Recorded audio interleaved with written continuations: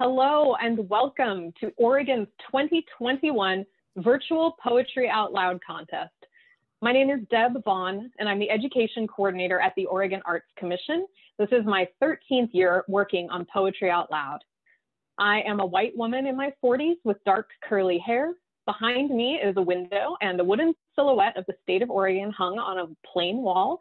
And I am wearing a gray sweater today. My pronouns are she, her.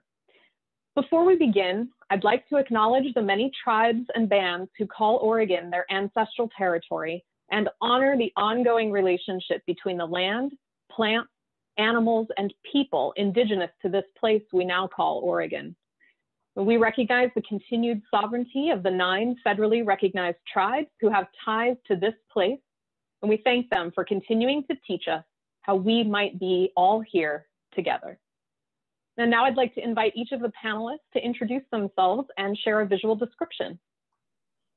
Hello, everyone. My name is Anis Mojgani. I'm a poet, and I'm coming to y'all from my bedroom in Portland, Oregon. To my right is a window and my desk. Behind me, books on a shelf. I am a Black and Iranian man with a big bushy quarantine beard, wearing a dark cap and a pink sweatshirt. I go by he, him pronouns. Last year was my first time getting to participate with Poetry Out Loud, and got to share a poem as part of the video celebration. So really excited that I get to participate with it in this form as well this year. So thanks for having me. Good afternoon, everyone. My name is Andre Middleton. My pronouns are he, him, his. I am the executive director of a youth arts nonprofit called Friends of Noise. I have been a judge for the past 3 years with Poetry Out Loud, and I'm a man of African American descent, slightly balding, slightly graying with glasses. I'm at my kitchen table with a very busy shelf behind me with books and a printer and very colorful bunch of shelves. Thrilled to be here, and I look forward to interacting with you for this afternoon. My name is Amy Botula. Hello. My pronouns are she, her, and I have been a judge for the past 3 years for Poetry Out Loud. I've enjoyed it every time, learned so much from everyone each time. I am a white woman with brown shoulder-length hair. I'm wearing a pale pink cardigan, a red blouse, and I'm seated in front of my closet sliding door that's white, and there's a couple items on the wall. Hopefully soon we'll have more things hung on that wall. And I'm really happy to be part of this panel today. Hello, everybody. My name is Ian Jones. I am a white man in my early 30s with medium-length brown hair, sitting in front of a wooden bookshelf filled with books old and new. And I was the 2007 Poetry Out Loud champion for the state of Oregon, had the distinct privilege of representing our good state at the national competition. And since then, I've had the opportunity to serve as a judge and a respondent judge, 2 fantastic jobs, and I've enjoyed them both immensely. And I use he, him pronouns as well, and I am delighted to be here. Thank you all. Hello, my name is Tony Fuemmeler. I use he, him pronouns. I'm a theater artist and educator, and I've been a respondent for Poetry Out Loud for 1 year. I'm a white man from German descendant, and I'm in my mid-40s. I'm wearing a light blue sweater. I'm against a white wall, and to my side, you can see part of a wood and tile fireplace. I'm excited to share some thoughts with you all today. Welcome. Hi, everybody. My name is Brianna Linden. I use she, her, and they, them pronouns. I've been coordinating Poetry Out Loud for a few years now. I'm an artist and an educator myself. I'm a white woman wearing a red jumpsuit with a wall full of art behind me to my left and a window to my right. Looking forward to hearing from all of our fabulous panelists today, starting with Ian, who's going to be talking to us first. Ian, take it away. All right, if I can just get my microphone to switch back on. So I was asked to just give a little bit of insight from the participants' side of things to,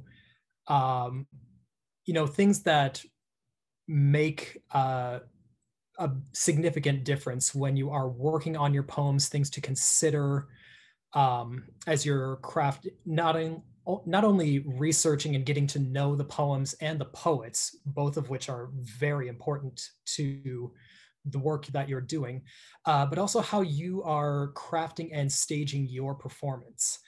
And I was asked to put things together into a top 3, and there's a lot of great ones out there, but I did my best. And so the first thing that came to mind for me is an idea of what I call on the performative side, and this will come into play more with the physical presence and voice and articulation categories that you see on the scoring rubric. It's something I like to call the middle. And so when we are making these kinds of presentations, and this varies greatly depending on the tone and voice of the poems you're choosing. Some are going to be very big and filled, with just a lot of bombast and bluster, and some are going to be much more reserved. And the one thing that can remain constant that I've seen in my years reviewing performances, working as a judge, is that any part of this emotional range from high intensity to quiet reserve, it can always be done with confidence. And that, sometimes it is still going to be a very, very quiet, very centered, not a lot of extraneous details, but you can still hold attention and hold intensity without really, exploding. And at the same time, it's very fun to go big and to, go over the top, but there can be a measure that you want to take there where you don't go so far that your audience is like, what's going on? This is a lot. And so finding a balance, knowing your poem in and out, and finding a way to get that tone in the middle, I would say, without taking it too far one way or the other, is going to be immensely helpful. The second, of the top 3, which is going to fall more into the dramatic appropriateness and evidence of understanding elements of the scoring rubric, is this idea of evocation. So when you are taking a poem to work with, get to know the poem, get to know the poet as well. Do some reading on them. If you're doing contemporary poets, you may be able to find videos of them talking about their work. Get to know these people, get to know the stories behind, their writing about the poems themselves. That's half of it. But we're not going to be in a place where, every person who takes the same poem is going to deliver it the same way.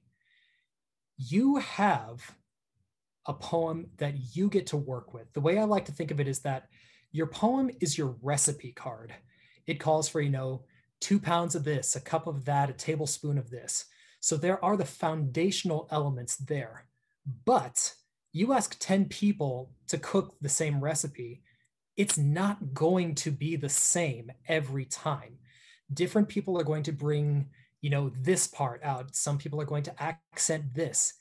And that is one of the most wonderful things about Poetry Out Loud, because you are giving your audience the opportunity to have a moment where they say, I never thought about it that way. Because you are telling a story, but you're telling it your way. And that is something absolutely run with it and say, this is what I'm seeing. This is what's speaking to me, because you are working with your poets to create something new. And it's pretty cool.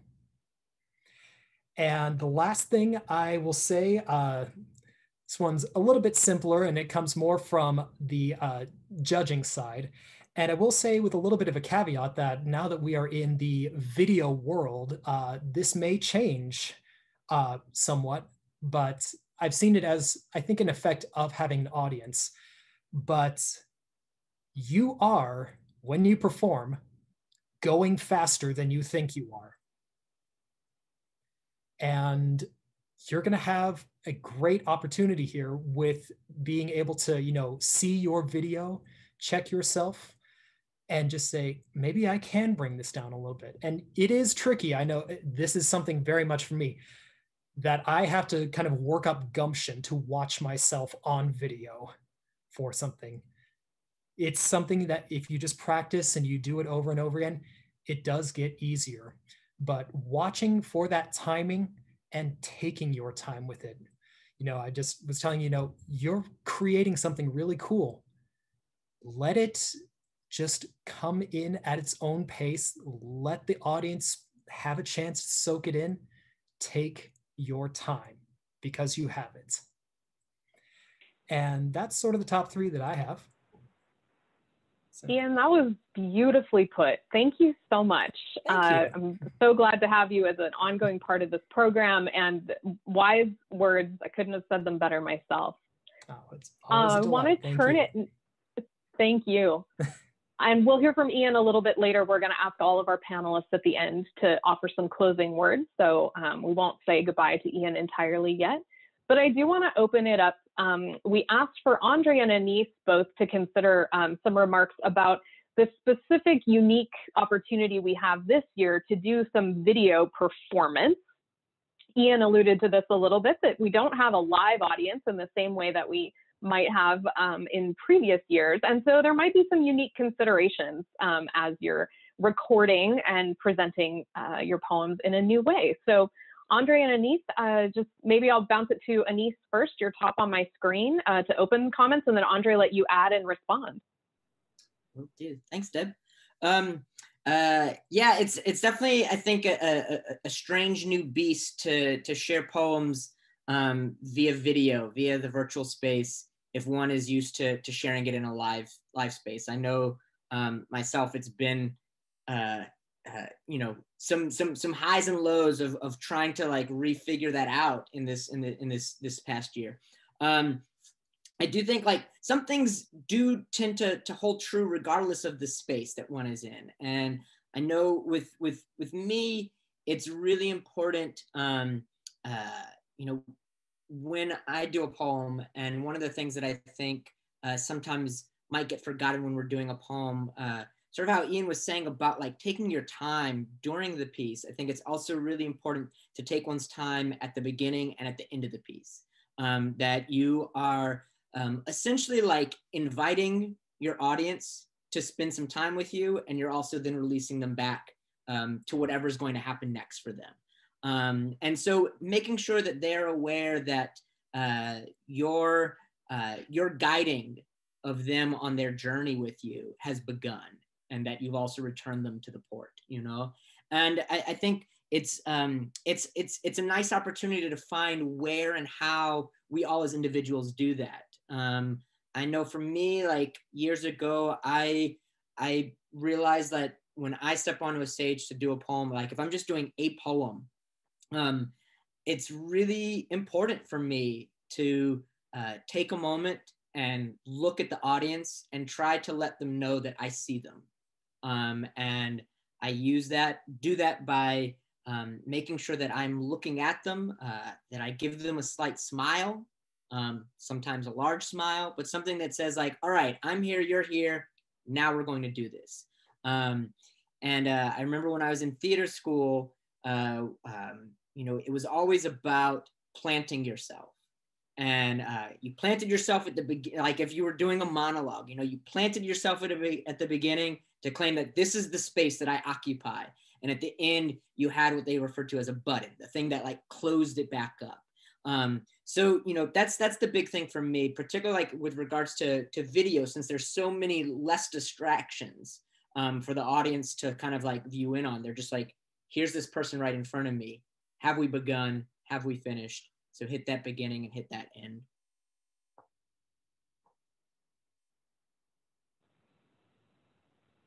Andre, there you go. I'm gonna get you unmuted here. I'd love to hear your additional comments.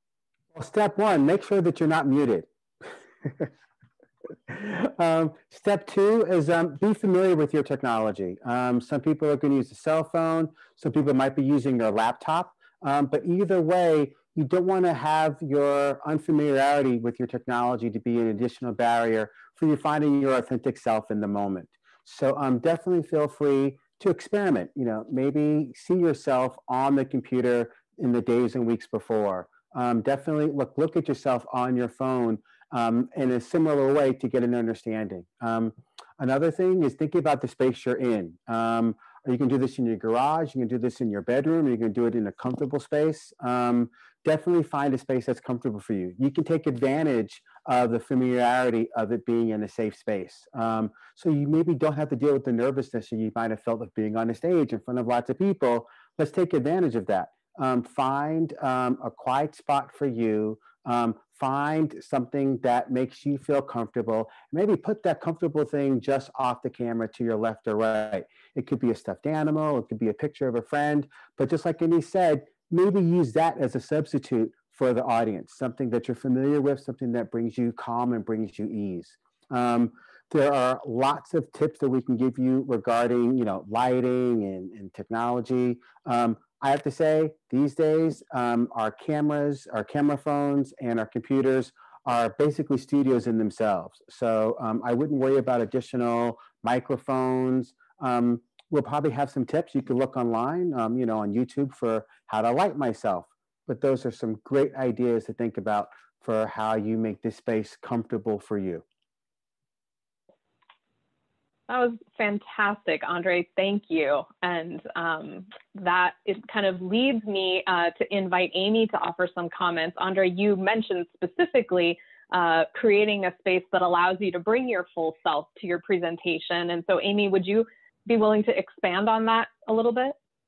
Absolutely. And I think mostly what I'll be doing is synthesizing so much of what was already, you know, so many of the great points that were already offered from Ian, Anis, and Andre. It's a lot about being comfortable. It's you're choosing poems that mean something to you. It'll be tempting to choose something that's similar to what's won before, or to replicate or try to replicate someone who's won before, and please move away from that, because it really needs to be you and what's important to you. I think just to repeat what Ian said, think of it as a recipe. Everyone is going to have a different interpretation of the recipe, even though the directions hold. The language holds, but what are you bringing to that language? I think what Anis said, if you're thinking about, you're taking the audience, and maybe it's that photo, as Andre mentioned, or your favorite stuffed animal, you're taking the audience on a journey with you, the journey of the text, and then you want to bring them back to port. And you can only do that if you've chosen things that are valuable to you, that you're comfortable with. And then that authenticity will shine through, and your mastery of the language will shine through. That's it. Beautiful.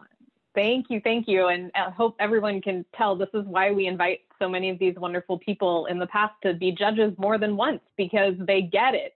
And they're students, I hope you're feeling like they're really here to cheer you on and encourage you, right? You can feel the love and the warmth that they all have, not only for poetry, but also for this work that you share. So thank you. We're going to conclude this section of the conversation and move into a little bit more of a technical conversation about kind of actually how to set up your physical space for the optimizing of your video. So I'm going to invite all of our panelists, except for Tony, to go ahead and turn their videos off because Tony is going to share his screen for a little bit. So we'll be back with our videos, but I'm going to turn the floor over to Tony. Hi.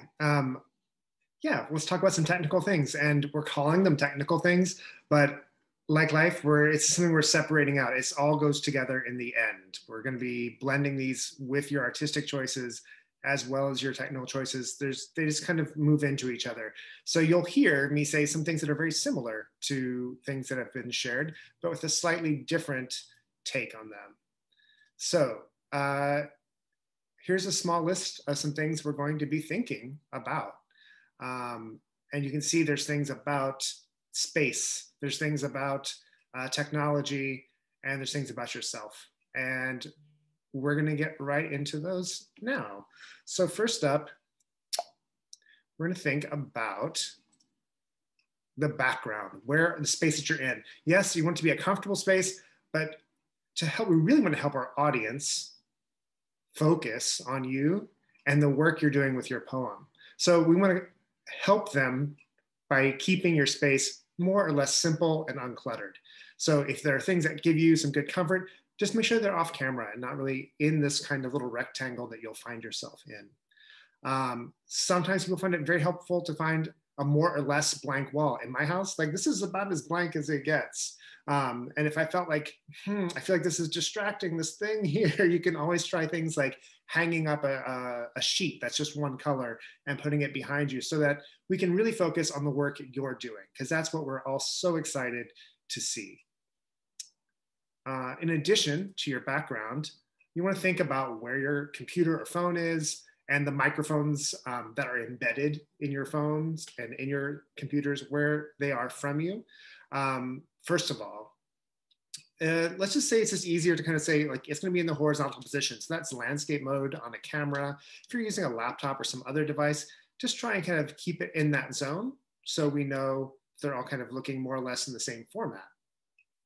You might also find it helpful to kind of keep the camera at an even level with your line of sight. So it's not you looking up at a camera or looking down.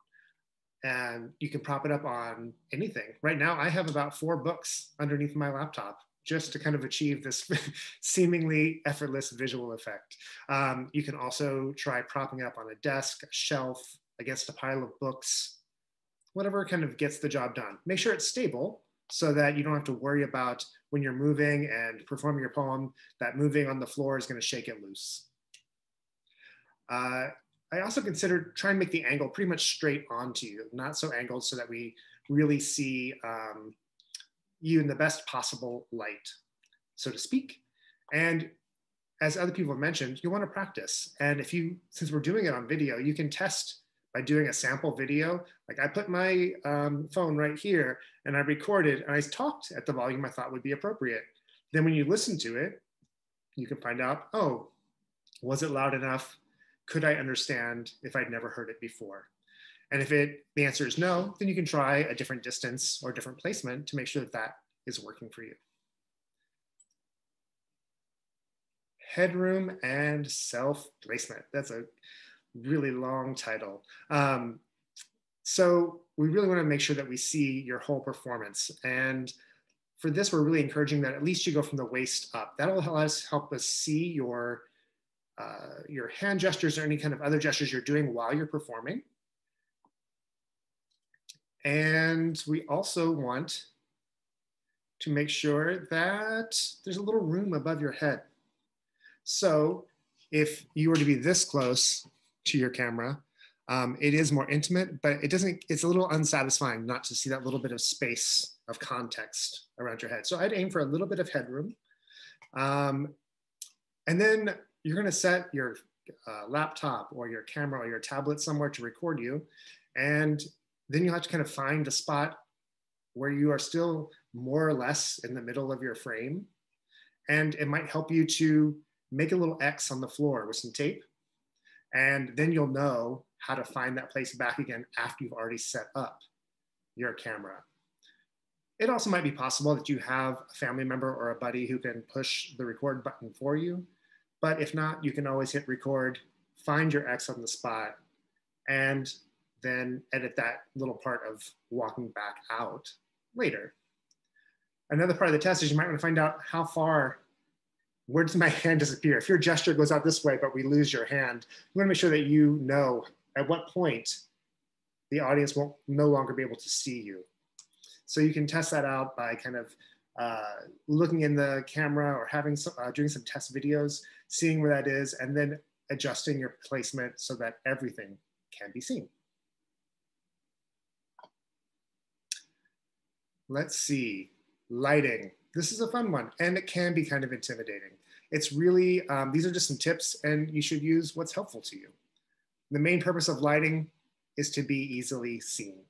That's all. We just want to be able to easily see you and not have to think about it.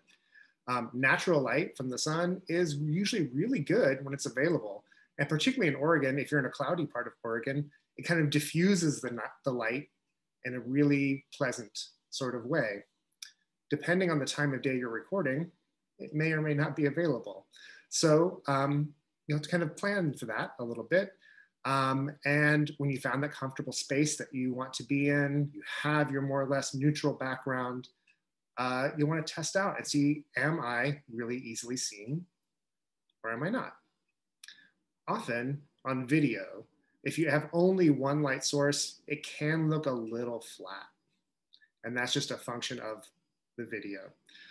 You can use lamps in your house to help create key and fill lights. What is that? I'm about to tell you.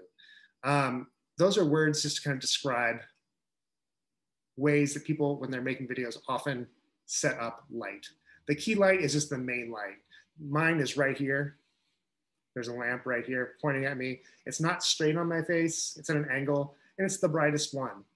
I have another one over here, which is providing just a little bit of fill, so I'm not completely without light on this side. And then the optional one, the backlight or the hair light or the top light, just kind of gives you a little bit of space from your background, so it kind of pops you out. Again, this is just things that might help. And I'm going to show you some examples of some tests I did today to see what looks good. So here's an example of playing around and just did some screen captures of my video with different light. And you can see in one part of it that I almost look mad because the light is right in my face. And it was just, it was a little too bright. So I can kind of remember what lights I had on when, what do I think makes me look really easily seen, and make that choice for when I am performing. Last thing, you want to get yourself ready as well, right? You want to feel camera ready. And one way to do that is just to dress in a way that makes you feel good. It makes you feel kind of like yourself. Along with that though, we also want to still remember that we're trying to help the audience really focus on the poem and our performance. So I encourage you to consider wearing clothing that helps the audience do that. Take away some of the things that might distract. That might be labels, logos, super strong patterns, horizontal lines. They don't always like feel as great on video. So go through what you have, see what you can do. Trust in your authentic human presence. You have, we want to see all of you in your poem, and we know you have it. We just hope that you can trust it and bring it to us. Lastly, you'll really want to make sure that you practice. As much as with your performance, you'll also get a chance to see, are these technical elements, are they working for me? Are they helping me be seen and heard? Are they kind of working against me? Yeah. And so I'm going to bring the rest of the panel back on, and we're going to see what they have to add to this idea. Tony, that was fantastic. And before we open it up, as the other panelists are turning their videos back on, I just want to remind students that we offer this advice about video setup and lighting as a way to help you feel really great about your poem videos this year. I want to emphasize that none of these components are what the judges are actually going to be scoring you on. And so if you can't get your lighting right, or if the shirt that makes you feel the best has horizontal stripes, that shouldn't prevent you from sending us your poem. So everything that Tony mentioned, we offer to you as a way to help you feel really great about what you're putting together. And like, we've helped to give you tools to get there, but it's not part of the scored Poetry Out Loud criteria. And we'll be talking to all of the judges this year about that so that we're all on the same page. So if you've got strong feelings that you might be at a disadvantage because you don't have great natural light in your recording space, please work to let those go. And just as we've been saying over and over, share your authentic poem with us. And that's the most important thing. So anybody else on the panel want to add any of those other, to this conversation about these kind of technical setups that really none of us except for our sign interpreting team are doing a great example of, because here's my hands like popping in and out of my screen all the time. Headroom. That's great. All right. Then with Andre, please, yeah, unmute and share. I just wanted to reiterate what Tony said about practice. This is such a unique opportunity under the circumstances of the pandemic. In past years, I didn't get to see people's practice, and I just saw their final presentation. Well, now you get to have the power over what you share with us. So please, please, please take advantage of this opportunity to give us your best work. And if you don't like anything, it could be the littlest thing, you get to do it again. But caution, sometimes over practice ends up creating a weird feedback loop where you end up looking at the smallest detail and you say, oh, that wasn't great. So it's a bit of balance, you know. If you find yourself an idea, don't delete the ones that you do earlier. Maybe you go back and look at them. You can do a little contrast and comparison, but just have fun with it. I'm sure they're going to be amazing. Thank you, Andre. It's a great reminder. I'm noticing as the time passes here, we're recording this late in the day, and I'm noticing how the light is changing in my space. I sit by this window, but the natural light is fading, and so it's really changing the temperature of the lighting that's on my face. It's becoming much cooler as the natural light fades. So even the time of day, you might try recording your poem at different times of the day, different weather conditions. So if you have that amount of time, it's a great opportunity. I want to Andre's point, I want to segue into our next section. Andre mentioned you have this wonderful opportunity to review your video before you send it. You essentially get to rehearse your actual performance as many times as you'd like this year. So one of the pieces of advice, I want to give you 3 pieces of advice about just nitty gritty, like get those POL scores as high as possible this year. So the first one is review your accuracy. Make yourself or somebody that you know who's maybe not as familiar with your poem your accuracy judge. So have them review your video with the text of your poem and go word by word by word. And if you've made a mistake, it's a real good opportunity to re-record that. Nobody on our judges panel is going to know how many times you recorded it to get it right. Now, I will say that when you submit your poem, we're going to ask you to attest to or promise that you did present the poem from memory. Okay, our judges will be looking for signs that you were reading the poem off of a paper or off your computer screen. That is not in accordance with the Poetry Out Loud rules. Poems should be presented from memory, but you can review for accuracy, and everybody this year should be able to achieve the full 8 accuracy points from the accuracy judge. The second piece of advice I have is to ask someone else, maybe multiple someone else's, to score your video using the rubric and give you some feedback. So you can basically create your own group of non-scoring respondents to give you feedback on your poem and judges to tell you what points they would award. Now, that might not be exactly the same score that you get from our judges panel, but it will give you important feedback on how you're approaching the poem and maybe give you some ideas of things that you might want to adjust if you're doing another take, another recording of your poem. And the third thing that I want to encourage you to do is something that I would do myself on this call if we had it to do over, and that is a clarity check. So review your video and make sure that the audience is able to focus only on your poem and that there aren't distractions of other visual or audio items happening. My child and my pet just came into the room, and so I heard the clanking of the door. I heard the kid calling the animal, come, come, come, and patting the leg. And I wouldn't want that on my final Poetry Out Loud submission. So in that case, I probably would choose to do another recording of my poem. Also camera glitches, you know, you want to check your video and make sure that there aren't any technical issues that would pull the audience out of your poem. And again, the judges are not going to dock you scoring points if your camera malfunctions, but your camera, doing another take where your camera doesn't malfunction is going to allow you to feel even better about what you're sharing with the judges.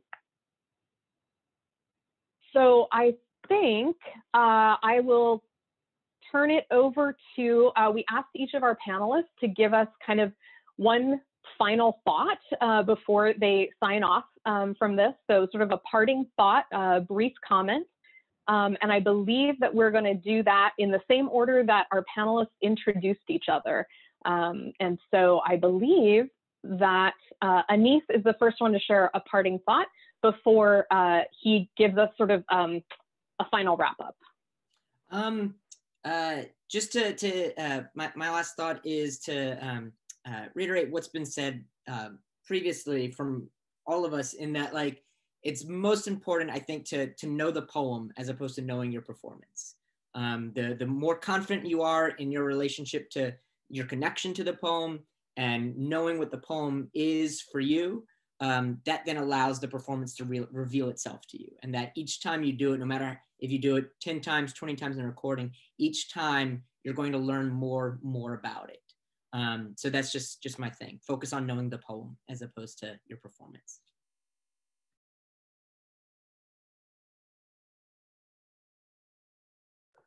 Like I said, make sure you're not muted. I can't stress that enough. Have fun with this, and don't overthink, like Deb said, the technical aspects.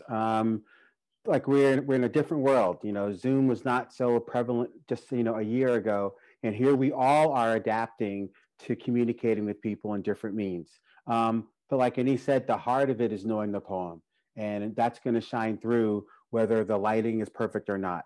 So just be yourself.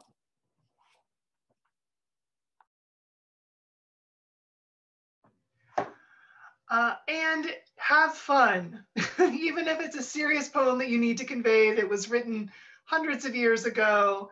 Just have fun with it and realize, really lean into what a gift you are offering the rest of us, especially in this difficult time. To hear beautiful words, to hear them coming from your heart is really a gift, and it's part of why so many of us continue to return as judges and just helpers and supports to this great competition and experience.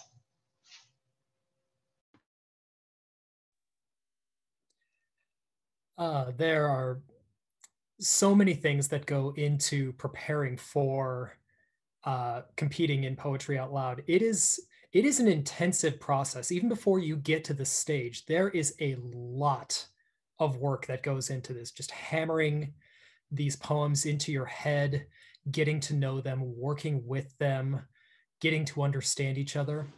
And we know that this isn't the only thing on your plate right now. So take time for yourselves and rest, and, you know, take a break from preparations if you need to, because, you know, burnout can happen where you just have worn yourself out on these things, you know, maybe beyond repair. And so if you feel yourself getting exhausted, you know, feel free and feel enabled to say, I think I've done enough for today, and I'll come back to this another time. You're going to do great. Yes, yes, yes to all of that. And it's also my experience. I don't think I've met a single person who has honestly liked how they look on camera. So when you have this like gift, and maybe you are, I'm not going to say for you, but when you're looking at your video and you have this opportunity to look back and double check for things, also please be kind to yourself, right? I'm not enjoying this entire experience of knowing that I'm going to be looking at this video later. It always freaks me out. But with practice, you can kind of be kind to yourself. You become accustomed to like, oh yeah, I usually have that feeling, and it's not that much of a big deal. That's mostly in my head, not in anyone else's head. So continue to be kind to yourself as you continue to do all of your hard work. Thank you all. You all have said it so beautifully. We're so grateful that this group of folks came together to be this panel of speakers to give you, all of you students, some advice on your performance. Thank you, all of you students out there. It is such a gift to be able to witness you putting your voice into poetry. It's so needed right now, and we're so grateful for it. So I just want to thank all of you for being here with us today, for speaking so many incredible truths. It was a really wonderful experience. Thank you so much.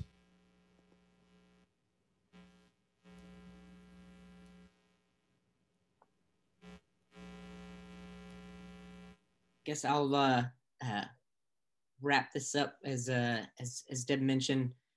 Just kind of bless this this webinar, so to speak. And I always feel like the best way to do that, particularly since we're talking about poetry, is with a small poem. You know, just in that, don't, while you relinquish any type of weight or pressure about doing this, don't also lose sight of the fact that this is also important and it's very meaningful, particularly right now. You know, it's very, very important to be able to claim space to share and voice who you are, with whether it's your words or somebody else's words that speak to who you are. So this is a short poem that speaks a little bit to that, about how the importance of story. Set the warriors to sea in a ship stacked with shields, layers of swords, mountains of gold. Lay them out with the treasure, tales, and stories of their lives. The rain is not coming here, not today. For today, the gods welcome one of their own back home. So set the hero out on the soft waves that will carry them to the other side of the pink ether, where they will float on fire until the ash consumes them, like the mighty warrior they once were, and like the legend they shall become. The flames will dance over their possessions, their goblets and arrows, blankets, their paintings, their passions.